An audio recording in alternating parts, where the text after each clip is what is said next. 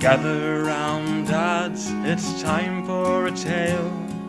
Hand me a book and a warm pint of ale. Let's discuss writing and the literary gods with Dan Roberts on the Dad Lit Pod. Welcome to the Dad Lit Pod, the podcast for people who remembered a time before microbrews, a simpler time before the tariffs when the only imported beer was Molson Canadian. Today I'm joined by Dan Russell. Dan is a novelist and a native of Arkansas. Dan draws inspiration from the people and landscapes of the American South, weaving honesty and grit into his works. He holds a Master's of Fine Arts in Creative Writing from Concordia University in St. Paul, and he is the author of two novels, Lies We Choose to Believe and Poor Birds. He is also the editor-in-chief of Grit Quarterly, a literary journal dedicated to grit lit and dirty realism. Thank you for joining me, Dan. Yeah, thank you so much. I've been looking forward to this. Any podcast called Dad Lit Pod is right up my alley. It's, so you are a dad. Yes, What do you got under the roof? man, too many. We That have, many? How many? yeah. Well, between my wife and I, let's see, we have one, two, three. They got six. So I have, so we got plenty, man. And the last two that we're trying to kick out of the house are 16, so they're about to be 17. Oh, So okay, we'll good. be empty nesters after that. So Yeah, I mean, yeah. tell them to get a job. Well, we're trying. Yeah, that's the thing with the oldest son. We're trying to get him a good job right now. Yeah, So get him out. problem Uh, with him is, he wants to start in middle management. So so does so didn't we all? yeah, So exactly. didn't we all? Exactly. You start out sweeping floors, you eventually get there, Yeah. So yeah, yeah. Different times. Different times. Different times. Yeah, for me it was Yeah. 2008. I got out right in 2008, and 3 months before the stock market crashed, Mm, and then there were no jobs. And but I decided that if I was going to make it happen, and if I was going to get to do the things that I wanted to do, which is be a professional historian, that mm, I'd throw my resume out there to the wind and see where it took me. And yeah. believe it or not, it took me to Little Rock, Arkansas. Uh-huh. I lived in Little Rock for 3 years, and I moved and operated from home for 2 years. Home then was Maine, but That's I have been to Arkansas. I've lived in Arkansas. I have friends in Arkansas. Although you told me you're from Jonesboro, I was Little Rock and Northwest yeah. Conway, um, that nice little mountain, that bald mountain out there. I used to walk around there, Yeah. right west of Little Rock. So Pinnacle. yeah, Pinnacle Pinnacle. Mountain. Yeah. That's Yes. interesting. You said you were going to be a historian. That's what I started out, but I went to Mississippi for that. Yeah, how'd Uh, that go? about a year and came back. Yeah. No, I knew somebody else from Arkansas who went to Mississippi to become a historian too, and she lives uh, in Baltimore now.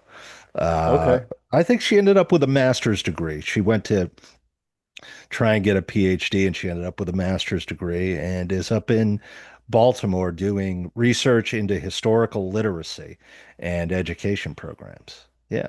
So I was going to be the preeminent agricultural historian on the history of rice.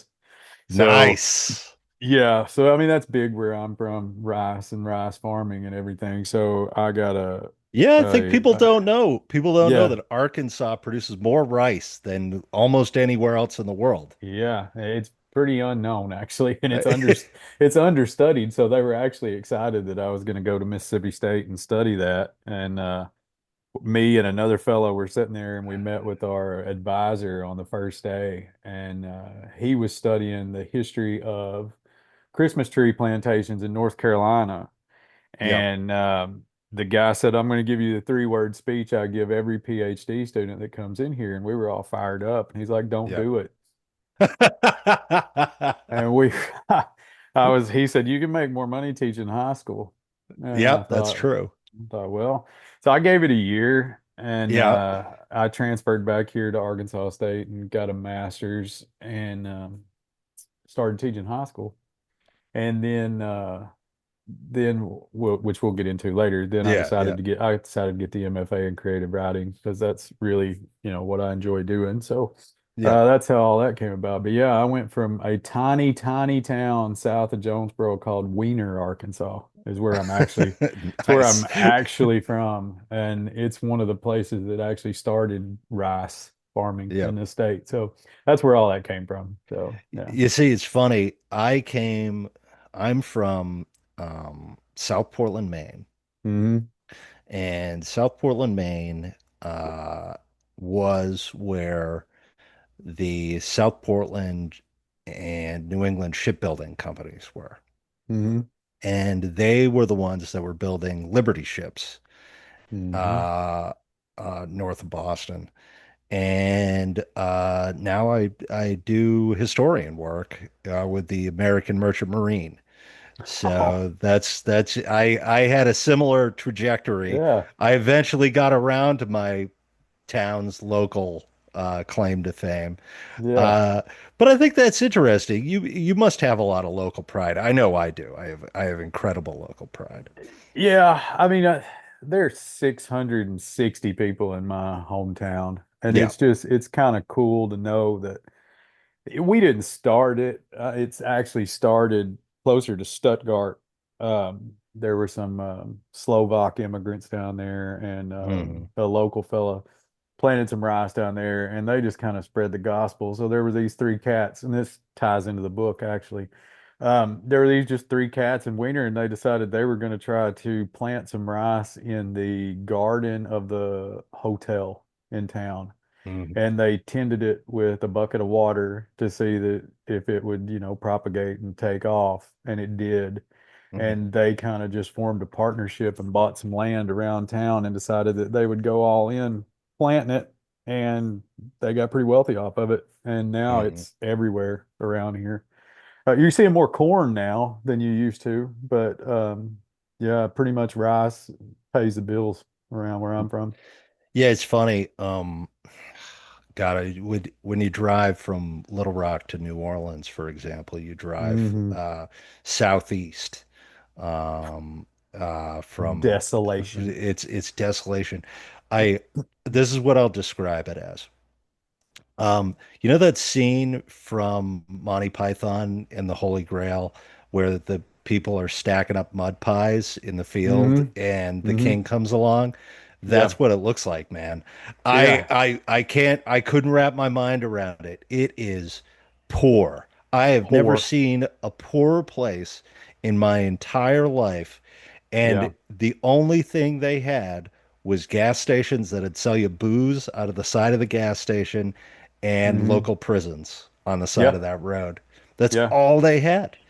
And I couldn't Yeah. believe it. I couldn't believe it. I said, because I driven to Memphis a couple times, Yeah. and that's Equally not as desolate. equally as Yeah. desolate. Yeah. But when you drive south, like south of West Memphis down Hmm. to, you basically, I think you cut into Mississippi and then you drive down through Jackson and then you get to Louisiana. Hmm. And when you drive that road, man, I've never seen poor people No. in my entire life. And I grew up in Maine where we have very poor people. We Yeah. we had like less indoor plumbing back when I was a kid than anywhere else in the United States.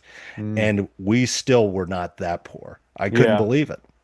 Well, it's the scars of segregation and all that stuff all through Yeah. there because this state, if you draw a line diagonally from northeast to southwest, Yeah. you can divide the rich from the poor.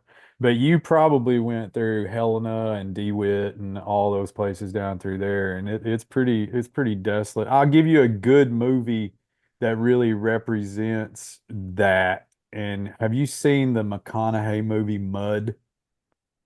No, I haven't. Okay, No, I so haven't. that was shot in DeWitt and Yeah. down in that area, and you can really kind of get that feel. And it shows, like you said, there's and like you were describing with Maine, unfortunately in the South, there's two kinds of poverty. There's white poverty and there's black poverty, and Yeah. that area is very much that's the was the very segregated part of Arkansas. So you see poverty on a level like that most people are not used to when you Yeah. drive through there. I mean, it's rough.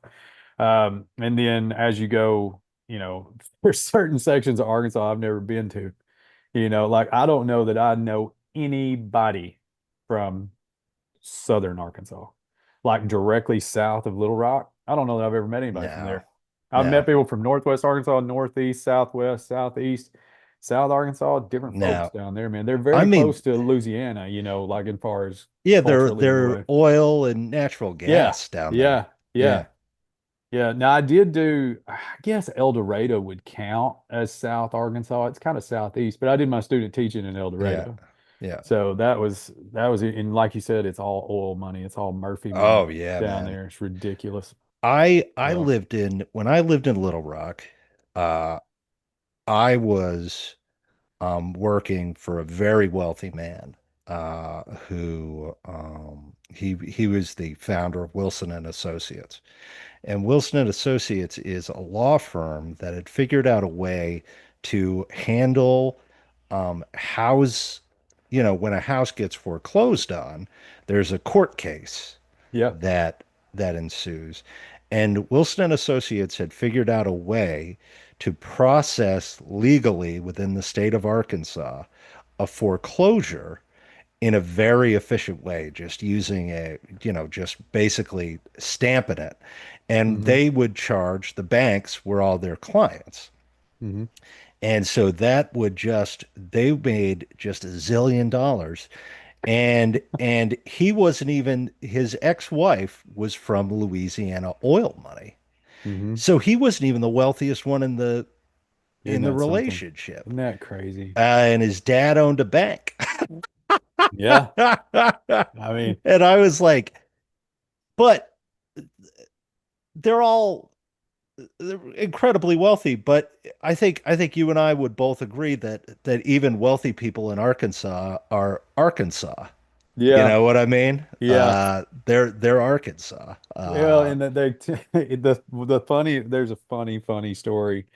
Um, Sam Walton's probably the most famous rich person from Arkansas. Yeah. Well, And Jerry Jones. Jerry Jerry Jones, Jones. right? I don't know. Yeah, Jerry too. From North Well, Little don't Rock. even get me started on Jerry. Uh, but Sam, he started Walmart. He didn't start Walmart. It was a Ben Yeah. Franklin store in Newport, you Yeah. know, and they raised his rent to the point to where he couldn't pay it, and kind of just took the guy that was his landlord wanted to give that store to his son. So Walton left Newport and went to Northwest Arkansas, and Yeah. Walmart was born. And Yeah. then the other funny thing is the University of Arkansas was originally going to be in Batesville, Arkansas. Hmm. And the people didn't want it to come in there. They thought that it wasn't going to do anything for the local economy. So, we're closed-minded in a lot of ways. So that those two things would Yeah. completely flip the state, but instead they're all up in Northwest Arkansas, which is This is yeah, I was gonna say that people don't appreciate how wealthy Jonesboro in Northeast Arkansas used to be because mm, that's where Carthage was, mm, right? That was mm, Carthage is the most populated city in Missouri, and it got wiped out by a flood yeah. after Mark Twain, Mm. after his youth, and wiped out that whole town, what I like to call the micro penis of Missouri. The boot That heel. part, yeah, yeah, the boot heel, I'm gonna the start using that, the micro the penis. micro penis of Missouri, Yeah. and that used to be because it was the intersection of the rivers, right? Yeah. Yeah. And so that used to be the wealthiest part of Missouri, Hmm. and it ended up moving north because of stockyards, right? Hmm. And St. Louis and Chicago, et cetera, et cetera.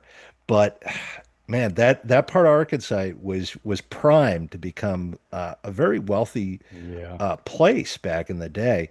And That's also if I recall, where they grew cotton in Arkansas. Yeah, there's a lot of that. If you go, so where I live, there's the highest point in northeast Arkansas is just a little mound called Yeah, Crowley's Ridge. If you jump the ridge, which I just live right, the ridge is like right outside that window. If you yeah, drive over the ridge and head toward Memphis, that is all cotton, yeah. but this side of the ridge is all rice and soybeans and a lot more Hmm. corn now than it used to be, but yeah, still pretty much rice and ducks. Get so Yeah, sick, ducks. get sick of duck hunters. Yeah, I think wasn't Dick Cheney shot in the face in Arkansas? No, Where that was was he it. out? He was Where in was he out? Texas. He Oh, was in was he in Texas. Texas? Yeah, he was But with George. he was out duck hunting Yeah. and he just got shot in the face. On the face. And Yeah, no, my we had boss used to want me to go duck hunting and I'm like with these old guys and I'm like one of those old guys is going to shoot me in the face just like Dick Cheney got shot in the it's face. a funny story. Jimmy Carter was best friends. He was best friends with a guy that lived in Wiener, and he would come duck hunting every year. And Yeah. this guy that was friends with President Carter was also good friends with my grandpa. And he would get invited to go duck hunting. My grandpa's not big on duck hunting. He hates it. Yeah. He says it's just a lot of work for nothing. Yeah. And he would get invited, and we were talking one day, and I was like, "Why didn't you ever go duck hunting with President Carter?" And he's like, "Well," he said, "one, it's too cold and too wet, and I don't like combining those two things." And he said, "The other thing is, I'm not comfortable having a gun that close to the president." you know. But yeah, he would come. Bill Clinton would come down here. You would get a lot Oh of yeah. famous folks. Is it so here's my question about Mm, it. And I know mm. we're doing a lot of Arkansas talk, but I got a Yeah, guy from Arkansas on the pod yeah. and I'm hosting it, so I can do That's whatever I there. want. That's right. It's your podcast. It's my podcast. Yeah. So would you say that the setup there, because I'm sure you're familiar with sort of the traditional like English pheasant hunting, right? Oh yeah, that's Where they what I send the like. dogs out Yeah. and it's very ritualized, it's very aristocratic. Mm, In Maine, for example, hunting used to be very aristocratic, but now it's a working person's mm, uh, uh, thing that we do. I mean, back in the day with Theodore Roosevelt, his best friend, who was a Maine mm. guide, they'd go up into Maine for a week and he'd shoot like nine things. And it was unsporting Yeah. to say the least. But would you say that duck hunting has a similar like are there lodges? Is it very aristocratic? Because I never went, but I couldn't imagine these old rich Little Rock dudes out up to their knees in waders, in like the mud of eastern Arkansas. It just doesn't It, it just I just it's don't. so I can sum it up. I can sum it up pretty succinctly. So that is the secondary market here where I live. Of course, with rice fields comes duck Yeah. hunting, right? So a lot of these people will put in a duck blind and they'll put in six or seven, and those blinds will rent for about 10 grand a year. So Oh, you've okay. got farmers that are making 70 grand, 80 grand on duck blinds, and Nice. all they got to do is like put them in the ground Yep. and muddy them up and get them ready to go. But to answer your question, aristocratic, I don't think would touch it. What you get is there are lodges, but Hmm. not like in Stuttgart lodges. Yeah, yeah.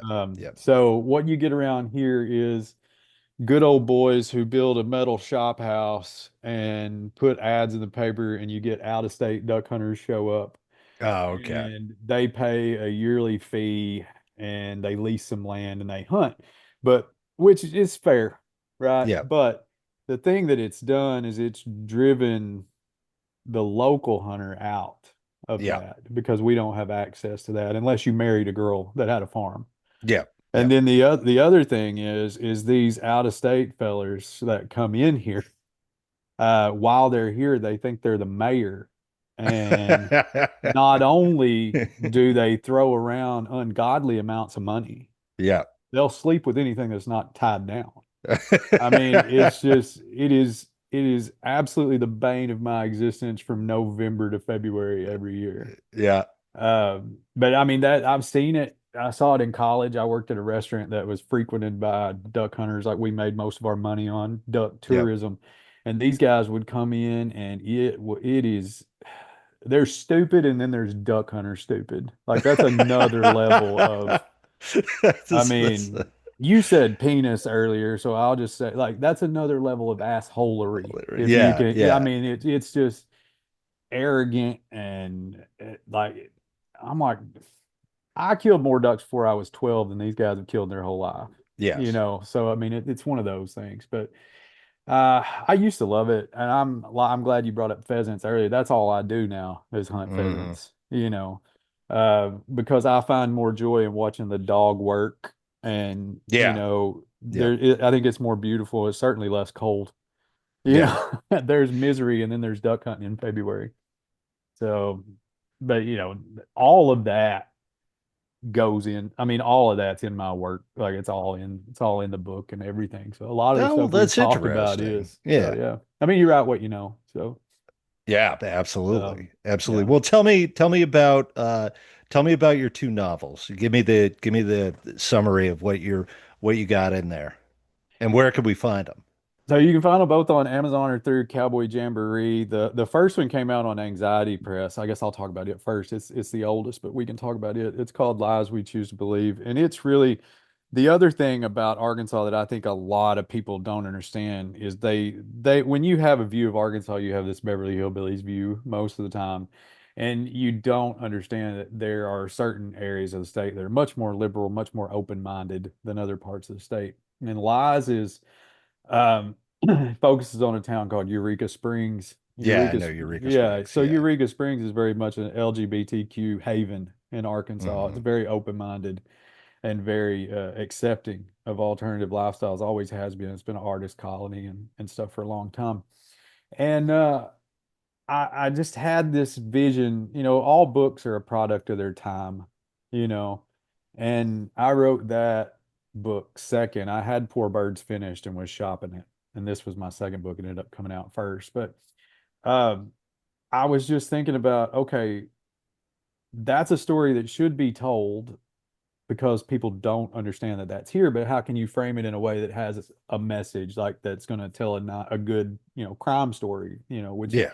I really, so the germ of that was it's the story of a kid named Jacob Tuddy, and his father is named Earl Tuddy, and his parents divorced because Earl uh he was a closeted gay man when he married his mother, Hmm. and he decided to live a more open life. He wanted to move to Eureka Springs and really kind of embrace who he was. And once he moved there, he started a nightclub, a drag club, and he Hmm. adopted a name. He adopted a new name, and he was very much the leader of that community in Eureka Springs. Like he and the people at the club, they were very much involved in, benevolent causes in town and raising awareness and everything. And he was well loved, but he's murdered in the book, and the book is really about Jacob trying to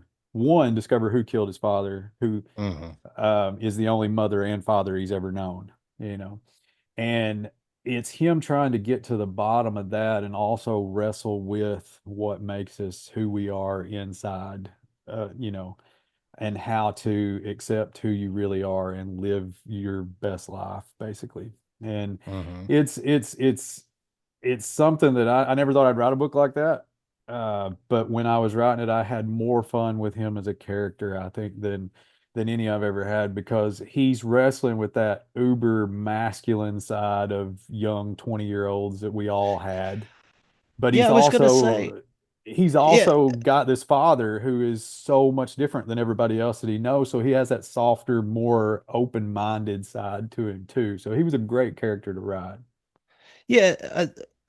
I was thinking about this before you and I jumped on this call.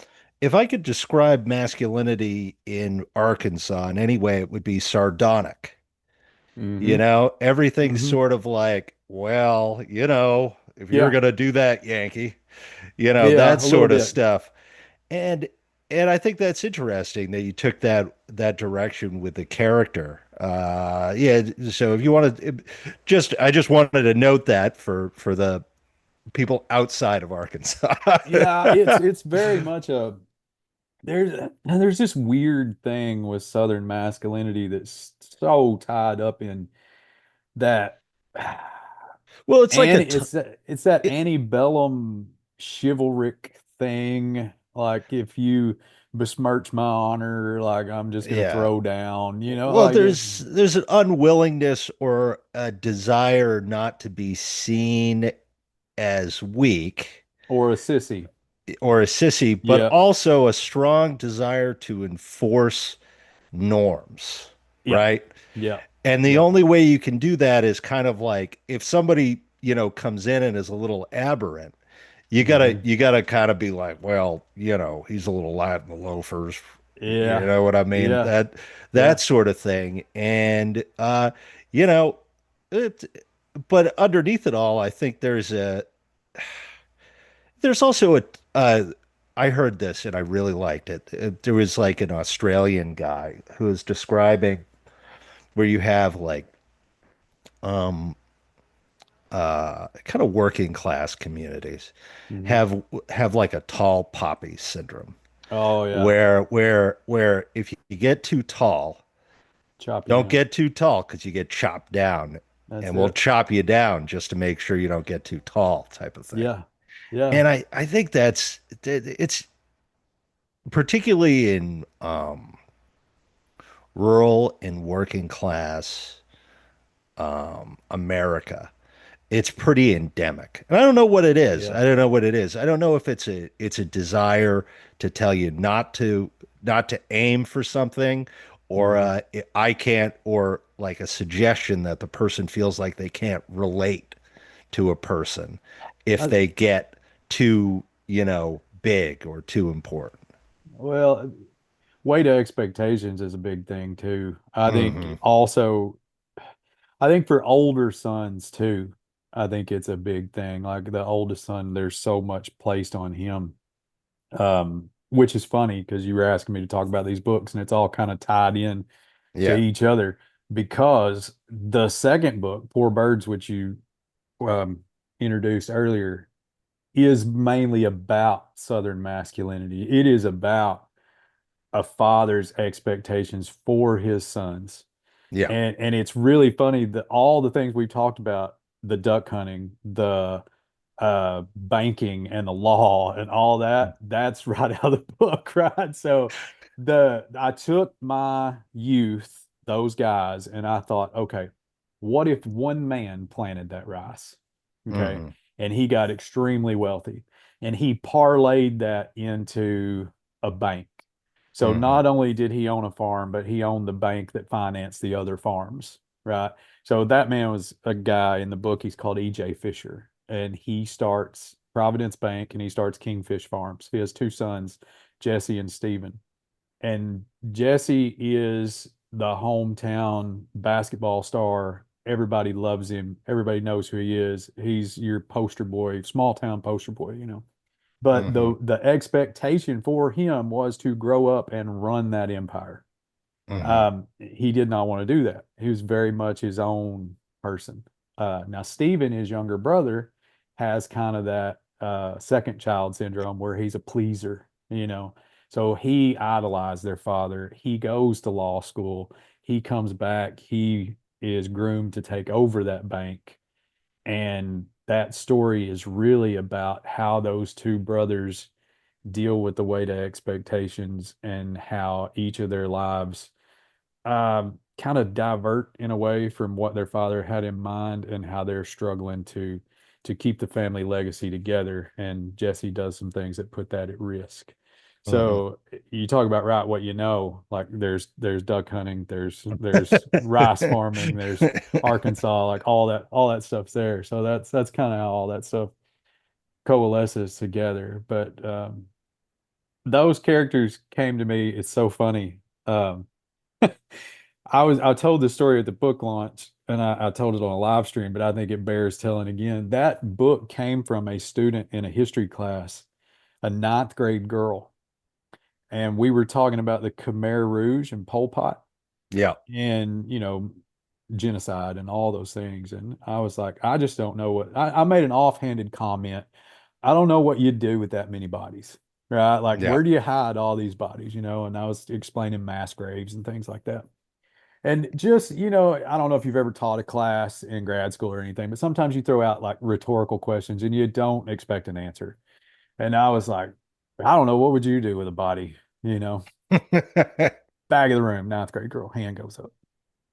Mr. Russell, I know what I would do with a body. And I said, okay, what would you do, Emily? She said, I would take it out in the middle of a rice field, dig a hole, and bury it beneath a duck blind, and then I'd flood the field and nobody knew it was there. That's true. Yeah. And I It got to rot pretty thinking, quick. yeah, and especially if it's underneath a metal duck blind. Yeah. I mean, those things are there, like they don't come out. So I said, really? And she said, yeah. And I got to thinking about that. I thought, okay, that could easily happen because if you see a front end loader or a backhoe out in the middle of a rice field and you see a duck blind sitting out there, you're not going to think Mm, two things about, oh, he's putting in duck blinds, mm, And there's a scene in the book that I think the line is 2 hours before they buried him beneath a duck blind, Newton Toad took Bryant Shoal drinking, you know. And I hmm. mean, that's just it was so perfect. And it gave me kind of the conceit for that whole book. That's not spoiling anything. But uh There's more crime where that came there's some from, more folks. crime, there's some more crime where that came from. But that is so specific to where Yeah. I'm from. I thought that's too perfect. That's got to go in there. So that's kind of where that book came from. So I owe that to her, I guess. So So tell me about grit lit. And by the way, I was gonna one second, I'm gonna ask you about this. yeah. Gillian Flynn's Sharp Objects. Hmm. Was that based in Arkansas too? No, it's in the micro penis of Missouri. Oh, it's in the micro penis of Missouri. It actually I is. knew it was somewhere. I I knew it think was it's somewhere close to so there. if you watch the miniseries, Yeah, there are subtle clues that I think that's in the Boot Hill. I think it's in like Kennett, Cape yeah. Girardeau kind of area because they're Because talking about Southern heritage. yeah, And of course, Missouri was a border state. yeah. They didn't make a choice. So you had certain areas of Missouri were very Confederate, certain areas were very Hmm. Yankee. So Yep. it was I believe that's kind of where that comes Yeah. from. Yeah. Yeah. Yeah, Uh, that's such a good book. That's creeped me out when I read that book. I think it I when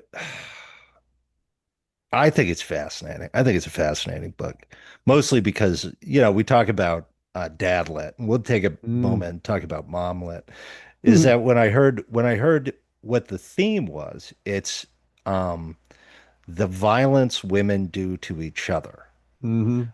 was what that book was about. And I just thought that was scary as shit. This is the scariest Well, thing I've ever heard. if you've ever taught ninth grade girls anything, there's nothing scarier than a prepubescent girl. Oh yeah. They are brutal to one another, Yep. absolutely brutal. And the thing if with me and you, if we got in a fight and we actually had a fight, Yeah, we we get would over it probably shake afterwards. hands at the end of it and be Yep. buddies afterwards. Yep. Girls will hate each other forever. Yep. I mean, it is really an odd thing, but having a daughter, I see how it works now, but I'm Yeah, glad I'm not a girl. I was gonna say, I think I brought this up before, but one of my favorite things that Adam Carolla, who's a podcaster Hmm. from LA, he always says is the second a dude hits 30, they just become a normal dude and you can have a conversation Yeah. with anybody. I You know always say what I mean? 28. About Yeah. 28 Yeah, when it's you grow 28. up. Yeah. Yeah. And I Yeah, think once it's like you get mental clarity. I yeah, don't. yeah, you're just not dumb anymore. You Yeah. know what I mean? Like Yeah. dudes are so dumb, man. I Yeah. can't, I remember being a young man and I was an educated young guy Hmm. and I think pretty mature where people thought I was older than I was, but I was still so dumb. And Yeah. you don't know what you're doing. You don't know Mm-mm. you have no understanding of where your life's going to be and what's Mm-mm. actually going to matter to you. And kids just between the ages of 15 and 28, particularly dudes, are just the dumbest people alive. Absolute morons. Absolute morons. Sex crazed morons. That's who are generally drunk 90% of the Almost time. constantly Yeah. drunk. Though I'm Yeah. told the new generation doesn't get drunk, which is why I don't trust them. They don't leave the house. Yeah. Like they exist on their phone, and Yeah. that to me in itself is terrifying a little bit. It's very terrifying. Yeah. I think about the old man with the broom shit Hmm. waving the kids off. Yeah. Get off And my I've lawn. yeah, get on my lawn. Yeah. I forget who explained it, but they did a really good job where they said that old man is separated by 40 years Hmm. of from that youth. They Hmm. have no understanding of Yeah. that young person's values. No understanding at all. Yeah. And because of that, young people are terrifying Yeah. in that way, And I think particularly with Gen Z and all the weird stuff we keep finding out, and the fact Yeah. that they've all been on the internet and they like Osama bin Laden for some They're reason. they're like And sociopathic nihilists. I don't get them. it's I, so weird. It's so weird to watch. yeah, and just the memification of everything, Oh yeah. it just They talk a mile a minute too. and lack empathy. They're just like Oh, complete. They're dead-eyed just dead. zombies, you know. It's true. They really are. You know what Yeah. I mean? They really are. Like even their things that they're like passionate about Yeah. are like very like nihilistic and self-serving. Like Yeah. they're passionate about the environment not because they have like empathy for animals, but because they're like, well, if you screw up the environment, how am I supposed to pillage it Yeah, it's later? all about me. Yeah, yeah. Well, it's all about me, really shitty country music, and superhero movies. That's what they're running on right Yeah. now. Yeah, So man. They're scary. They they're are very, so scary, they are man. scary. I don't want to grow They're up in their so world. scary. I just Who you taught them. I This is did. your fault. Well, I tried to teach them the truth. Yeah. I had a kid message me the other day on Facebook, and I always told him, I said, we cannot be friends while we're, dealing Yeah, with each yeah, other. yeah. But, That's one yeah, day down the obviously. road, I said, Mr. Russell will send you a friend request. Yeah. So all my babies that I taught when I just started are now like married and they're on their first kid, you Yeah. know. So I was sitting around and I thought, you know what? I'm going to send all my babies a friend request and see how many accept Mm. it. I had pretty good luck. I got like 14 of them. Well, I got a DM from this kid just out of the blue. And this kid, I thought was pretty open-minded kid. I thought he was Yeah. pretty just, kind of on my level a little bit.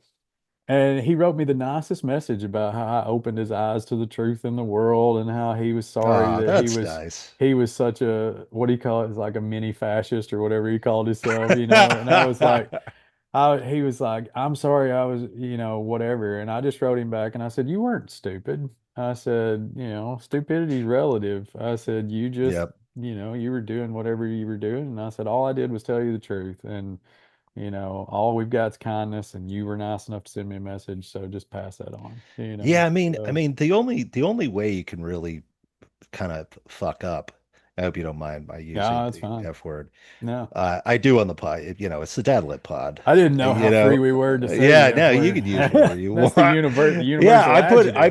I put a explicit on it. There Yeah, you go. I'm doing my edits on this manuscript, and there's just a lot of F's in there, and I'm just like, Yeah. I'd take that out, but it really captures that moment, My so it's father-in-law told staying me in that. there. My Yep. father-in-law told me that this weekend. He was like, "That's a really good story you wrote." He said, "That language is a little salty, though." And I said, "That's how people talk, you know. It's how I talk when you're not looking." Yeah, man. Well, So, it's also like you write about people under stress. People under stress, they if they're not smoking, they're using the F word. Yeah, You know, or they're smoking, drinking. Or I had a professor in college that said humans do two things really well, fight and fuck, right? yeah, So, I mean, that's what people are doing, yeah, and if you're going to write, you have to, and any MFA program will teach you this, and any good writing book's going to tell you this too. You have to write people the way people are, or it's going hmm to come across as not authentic. And if you're writing about a guy that is down on his luck and he's just looking to have some fun, or he's out drinking with his buddies or whatever, he's going to have salty language. He's going to have certain hmm things that he does. He's probably a smoker. He's probably tried meth once in his life. I mean, yeah. there's just some of those things have to be there. They, Otherwise, it's like Chekhov's gun, right? Like it has yeah, to be. If it's there, if you're writing about that, certain things have to go in that story. they took smoking out of everything. There's no Yeah. smoking anymore, and it I can drives me. guarantee you they're still smoking in Uh, Arkansas. oh my I God, mean, there are they? Yeah, yeah. every 5 minutes. My Uh, grandpa used to smoke unfiltered Lucky Strikes, and that's go catch chickens. Like he worked for ConAgra catching chickens. See, I was gonna say, a lot of diner stories coming out. Yeah. If you work at a diner, you're smoking all day Or a because, co-op or something like yeah, that. Yeah. because you do not take a break unless you're Mm-mm. smoking. No one Hmm. sends you out for a fresh air Now, I break. was about to say that nobody gets a fresh air break, Yeah, you never know, happened. Never happened. and they'll make you feel guilty for taking a 5 minute shit. Like, Yeah, and I'm like, you're outside smoking, like just yeah. killing yourself, you Oh know? yeah. So, Yeah, no, if you everyone gets a smoke break. mhm. No one takes just a fresh air break. Well, I and if you're dipping, you got to kind of like slide that in. Nobody knows you got it. I The hate best way you can do I that is hate it so much. never finish your Coke, and then nobody knows if it's Coke or spit. Oh man. Then you can do that. My brother used to just he because he was in the military Yeah, and so he couldn't smoke because yeah. he stopped smoking and he started doing dip. Hmm. And I'd come home and I'd leave. This was back when I was traveling a lot Hmm. for my job in Arkansas. And I'd come home and he would have used my car, probably Oh, and he without left me the cup asking. in there. And he, not just one cup, Yeah, it 4 cups, stunk. Yeah, 5 cups. yeah, And it's just like, why don't you throw out your disgusting yeah, cup? yeah. Man, there was a Toss time this shit in out. there was a time in my life where I could eat Copenhagen. I Oh mean, but no, not man. anymore. Not Uh, anymore. you So, get it. I get it. If I did it, I'd just become sick. I can't do it anymore. I used to uh, smoke cigars, but I can't even do that anymore. that's more for priests now. Yeah, get Cigars, like indigestion. every priest wants to smoke cigars with you. I'm like, bro, come on. We used to have this, our church used to have this thing called Schwarzenbar, and all the men would get together and drink bourbon and smoke cigars. And I'm like, Yeah. you come home At smelling the like you, church? yeah. Well, we're Lutheran. So, I Oh mean, yeah, so you're fine. yeah. Yeah. We drink more at church than most people drink in a week. So, but yeah, that was a big thing, but I never enjoyed it. You get the worst after breath. It's Oh awful. yeah, no, you hacking, can't sleep. I can't Yeah. sleep after I smoke. No, no. Yeah, no, just doesn't work. Right. This is to say that if I'm your character in your novel, Hmm. a slightly overweight 40-year-old man who works at a desk who has a little dyspepsia, yeah, he's Yeah. not smoking. But Yeah. if you're writing about a normal person, who works at a restaurant or, etc. So let's get on to Gritlit because I think Hmm. Gritlit is interesting. And Yeah. someone brought up McTeague because I was talking about McTeague with John Duffy, Hmm. who publishes Picket Fire Press. And um, Gritlit is interesting to me because Gritlit seems to be an authentic way of describing sort of working class America from a working class perspective that Yeah. isn't denigrating or patronizing. Does that make sense? So instead of your Yeah. Theodore Dreisers or your people that are talking from above, the sort of moral reformers, the sort of Hmm. Berea College set that are all Right. possessed with moral reform. Yeah. Uh, is that what you'd say? What captures what is grit lit? Well, two things, right? So I've got a real weird relationship with that term. I know that's like the accepted terminology for that Yeah, genre, but what it really is just realism, right? yeah, And I think, Daniel Woodrell calls it country noir. You yeah, know, he's writing grit lit, right? yeah, I mean, all Daniel Woodrell is grit lit, but it's really there was a time where I leaned more toward is it Southern realism, but it's not because if I'm writing something about, uh, you know, working class neighborhood in Chicago, that's pretty gritty, yeah. or a guy that works at a steel mill in Pittsburgh, or Hmm. somewhere like that, some Yinzer, I mean, Yeah, those guys, that's pretty gritty, yeah, So I think a lot of times it gets pigeonholed as and it almost becomes kind of a derogatory term, but I yeah, don't think it is. I think there's and the reason I was so excited to come on your podcast is I think there's two things with Grit Lit. One is we are, and I'm so glad you do this podcast because we are in an existential crisis with getting men to read. yeah. Um, there's nothing better to read for a man than Grit Lit or something, a Hmm. gritty story about. I mean, what dude's not going to sit on his couch and watch a Western, Yeah, And that's all Westerns really are. So if you can tell a story that a man can relate to, I think you go a long way toward getting him to read.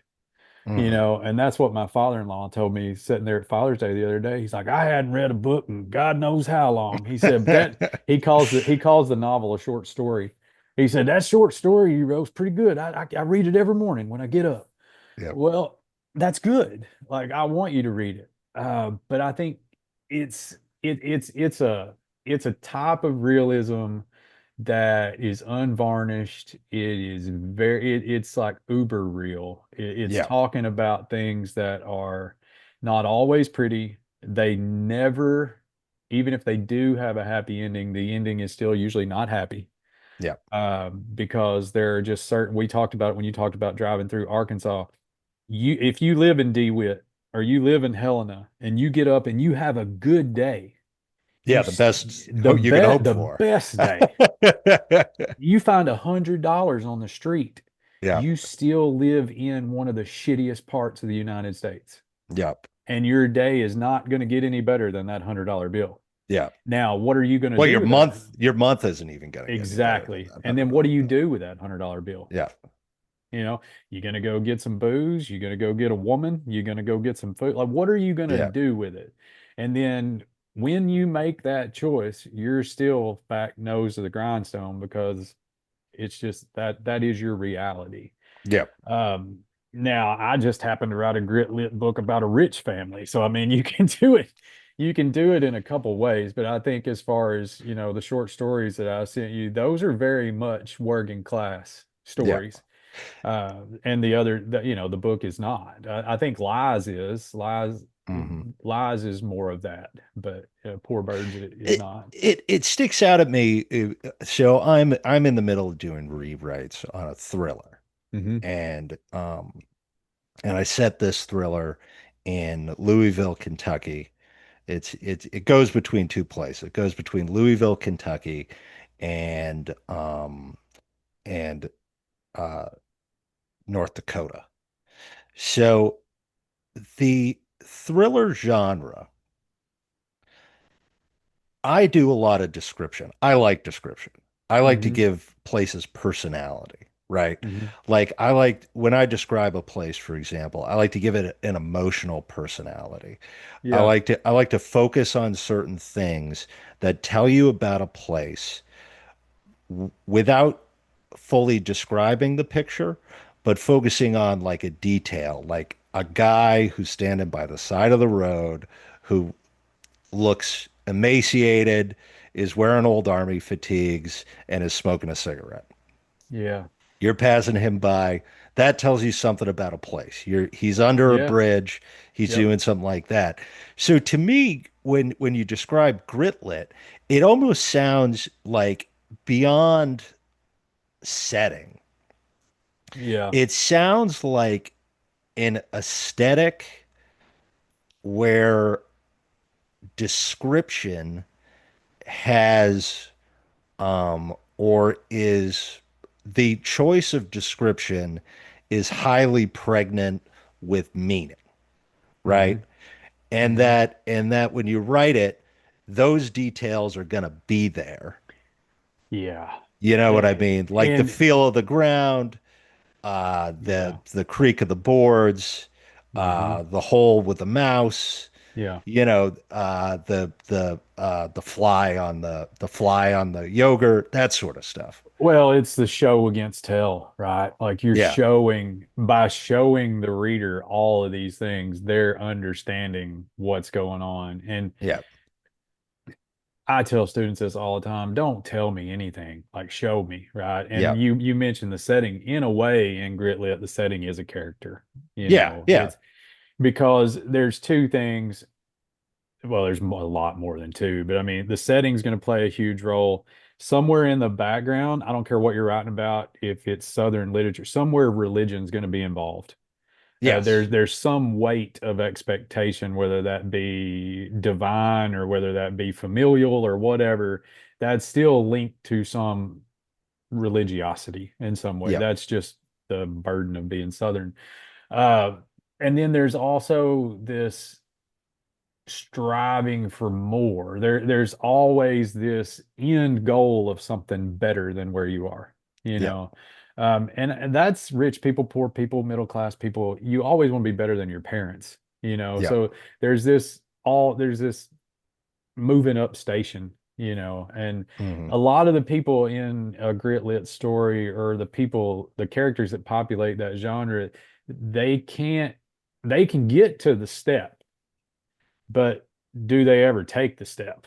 Yep. That's the thing. Um, and there are books, there's three books that I think are just set the bar. There's Bastard Out of Carolina is a Hmm. really great grit Who's lit that by? book. That's Dorothy Allison. Yep. It's a wonderful book. That's probably the first grit lit book I ever read. I don't even think she calls it a grit lit book. I think Hmm. it's more, uh, I mean, they're going to lump that under LGBTQ fiction, but I mean, Hmm. that's a grit lit story. That's about a girl that's abused and grows up and finds herself. And I would put that book to anybody. The other one is Winter's Bone. That's just a Hmm. classic of the genre. And then it's kind of a tie, um, because I don't think Ron would say this. Ron Rash isn't grit lit, but Ron Rash writes about those kind of people. But Hmm. if I had to tell you to go out and read something that would tell you what that genre is and how that genre is supposed to be written, I think you go out and you buy Facing the Music by Larry Brown, and Okay. you read that, or you read the book, especially since it's a dad lit, you read Joe by Larry Brown. Uh, Larry Brown's a fascinating person, Hmm. and I wouldn't be the writer that I am if Larry Brown would not have existed. So those two books really like turned me on my head as far as what this could be. And I'm not trying to be Larry Brown. There won't ever be another Larry Brown, but I think there's a place for what he did still left, and I Hmm. don't know where that stopped. He was highly regarded, and his books were selling Hmm. before he passed away. And after that moment, everything kind of just people can't see me, but my hand's going off a hill. It Yeah, just it's kind of got like off a cliff. it kind of like cratered. Like Yeah. I couldn't. I mean, you've got your Wiley Caches. You've got, of course, you got David Joy, who's brilliant. But I don't think David writes grit lit. I think he writes Appalachian fiction Mhm. but still it's the same thing almost. Like those two genres overlap. And then Ron Rash is still doing amazing stuff. But those are stories about people doing the best they can with what they have.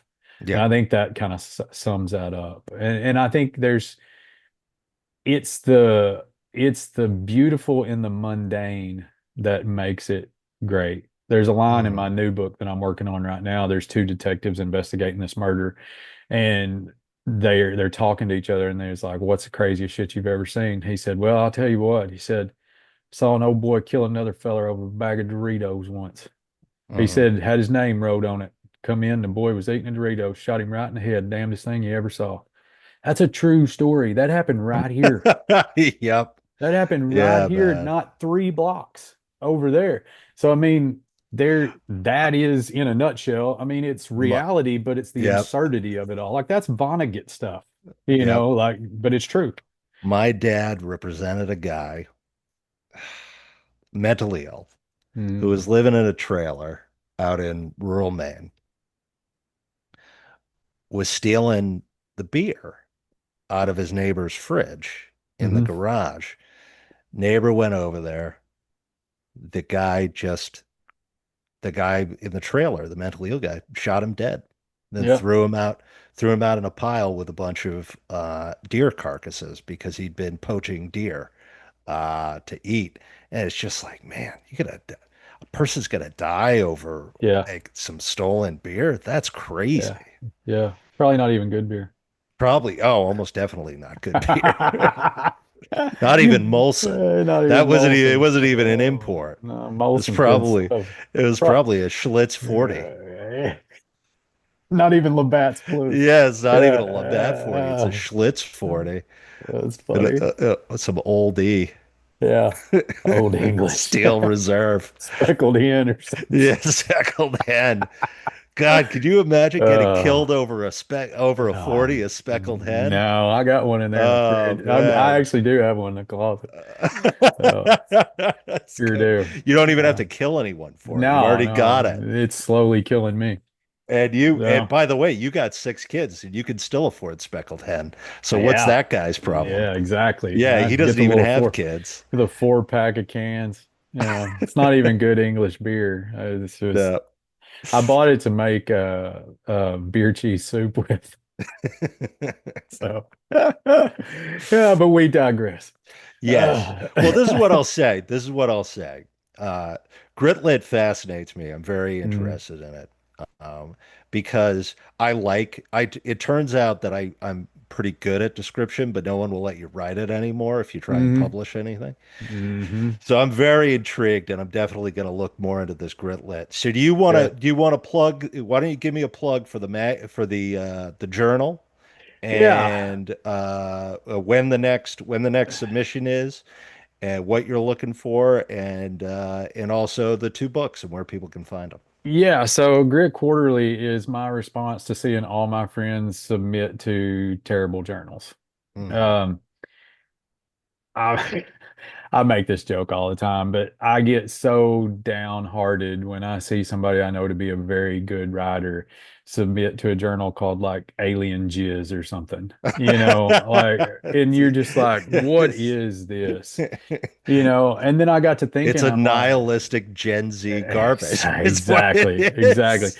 But you know what I'm talking about. It's like Yeah, Turbo Monkey and yeah, all these things. I'm like, would you put that on your resume? yeah, Right. So I thought there's got to be room for a reputable something. yeah, So I just brainstormed it one day and I thought, okay, what would be one? We don't really have an award for Gritlit, yeah. right? You got the Stokers and you've got the Edgars and you've Boucheron and Bouchercon, right? You got all those things. And all those people get rewarded for their work. And I thought, okay, so it's not hard to start an online journal. Everybody's yeah, got an online journal. But what I would like to do is we'll start it as an online journal, but we're going to take the best stories that we get submitted online. And then at the yeah, end of the year, we're going to put out a best of uh, uh, collection. And from hmm. those, we're going to choose the best short story, the best poem, and we're going to choose best novel. And those people are going to win an award. Well, And that's we're nice. we I just like call that. those the gritties, right? Yep. And what that is a kick-ass belt buckle. So not Well, only now do I'm you, submitting. That's right, it. who You've doesn't want a convinced me. big ass cowboy belt buckle? But I just thought, okay, we could have like a live Zoom thing, or we could live stream it, Yep. and it would be cool. Um, so that's kind of where it came from. It's all in-house. It's me right now. Jonathan Danielson is going to help me edit it a little bit, because once they start coming in, it's going to be a Oh, lot. it's going to be crazy. But we had three pretty good ones the last time. Hmm. And we've got some in right now. The deadline is, I updated it today. I had a typo when I put out the new call. It's actually going to come out September 1st. So the deadline is August 1st. Hmm. So if people will get their stuff in by August 1st, we should be able to get that read and let people know if we take their stuff. Hmm. We've got, I think right now we've got quite a few short stories and a few poems. I'd definitely like to see some more interviews or book reviews or something. I like it really, I want it to be a place for people that are into that kind of writing. I want it to be the place where people go to read something that's not, for lack of a better word, not polished. Like I want this Yeah. to be a place where people submit good work. Like, oh, that Hmm. was in Grit Quarterly. It must be good. Hmm. So that was the goal for that. And I'm excited about it. My good buddy JD Clapp is involved too. He's a machine, that guy. I mean, that dude publishes everywhere. Like, I think if Hmm. he could go to Ben Franklin's grave and a hand would come up and probably just take whatever he writes. But yeah, we've had some good people in there, and I think the second one's going to be just as good as the first one. Um, you can get Lies, We Choose to Believe, through Anxiety Press, or you can get it on Amazon, or you can get it through my website, which is danrussellwrites.com. Yep. And then Poor Birds is available through Cowboy Jamboree, Amazon, and on my website. Lies is also in the Floating Bookshop in Oklahoma City. You can get it there. They were super nice to put that in their stores. Um, but they're just stories about everyday people trying to do right and making the best they can out of whatever situation the good Hmm. Lord's dealt them. So that in itself is kind of what we kind of came full circle. That's kind of what Grit Lit is, and that's kind of what those two books are. So we've been getting a lot of good words about Poor Birds. The reviews have all been really good on Amazon, so I'm immensely proud of that. Anytime you put stuff out, you want it to be accepted and you want people to get the message. And I think the best thing about that book is I get people email me or text me and say, I got a lot of questions. Like Nice. I didn't want it to end. Like, I really need to know what happens here, and I'm Yeah. like, well, what do you think It's up to happens? you. That's up to you. What choice would you have, like, it's all a book about choices. So Yep. how do you think those choices played out? So it's kind of Mhm. in the eye of the reader. So yeah. Well, thank you, Dan. Thank you so Yes. much for joining us and for telling us about Gritlet and reading us in, man. I'm really excited about this, about the magazine coming out, and I hope you'll come back and share some more with us. Anytime. I'd love it. The concept's awesome. Anytime you'll have me, I'll come back. Well, thank you. I like your concept better. All right. Awesome. Sounds good. Sounds Well, good. thank you everybody for listening. This is Dan Roberts with the Dad Lit Pod. All the best. Our time together has come to an end. It's time to return to your wife, kids, and friends. It's time to pick up those books you forgot while you wait for the next Dad Lit